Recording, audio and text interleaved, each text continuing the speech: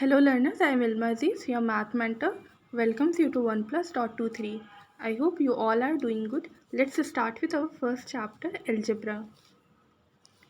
So the word algebra originates from the Arabic algebra, which means the reunion of broken parts. तो जो word है algebra ये originate हुआ था Arabic के algebra से, जिसका मतलब होता है reunion of broken parts. Broken parts का फिर से एक रीयूनियन, ब्रोकन पार्ट्स को जोड़ना. Okay, and we use it to solve math problems and to understand patterns and relationship between numbers.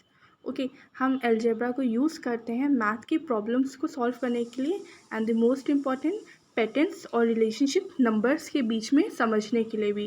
And also it is considered as one of the most important part of math.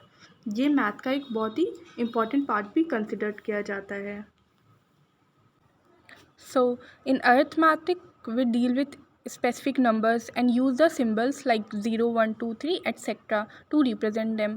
ठीक है, तो हम arithmetic में बहुत ही अलग अलग तरीके के नंबर से डील करते हैं जिनके सिंबल्स हमने अपने प्राइमरी क्लास में पढ़े थे कि ये 0 1 2 3 9 ऐसे होते हैं. Okay, and also we use 4 fundamental operations. हम 4 बहुत ही बेसिक से operations namely addition, subtraction, multiplication and division इन नंबर्स पे यूज़ करते हैं जिससे हमें नंबर एक्सप्रेशन मिलता है. Okay, so on the basis of certain observation we obtain a general result, okay, which called a formula. इन सारी ऑब्जर्वेशन से हमें हमेशा एक जनरल रिजल्ट मिलता है जिसे हम फार्मूला कहते हैं.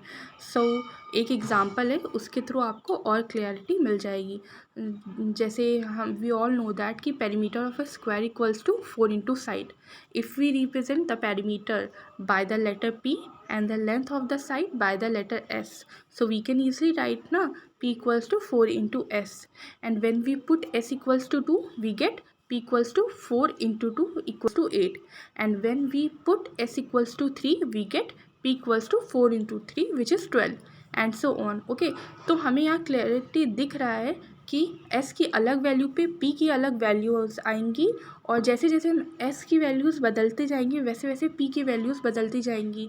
एंड सेम जैसे जैसे हम P की वैल्यू बदलते जाएंगे S की भी बदलती जाएगी.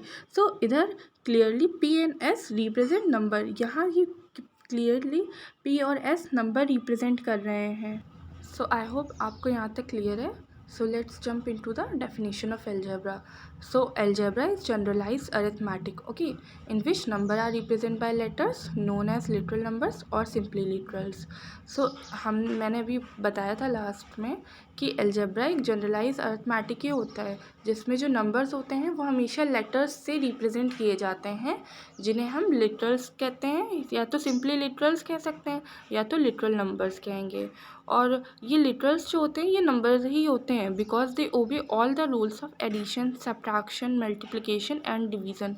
Okay, so that was the small things about algebra, और हम नेक्स्ट वीडियो में operation on literals and numbers पढ़ेंगे. Okay, so thank you for watching. Bye, take care.